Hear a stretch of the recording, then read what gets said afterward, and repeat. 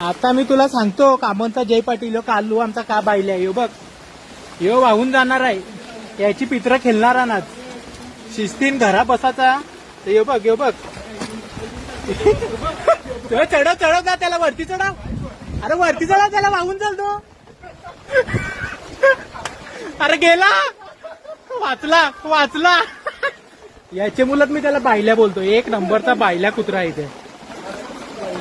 आणि ही आमची विपुल पाटीलची गाडी पाण्याखाली गेलेली आहे अर्धी आणि आतमध्ये पण पाणी गेलेलं आहे तुम्हाला दाखवतो मी खोटं वाटेल तुम्हाला पण हे बघा अख्खं आतमध्ये पाणी गेलेलं आहे हे बघा ही बघा स्टेरिंग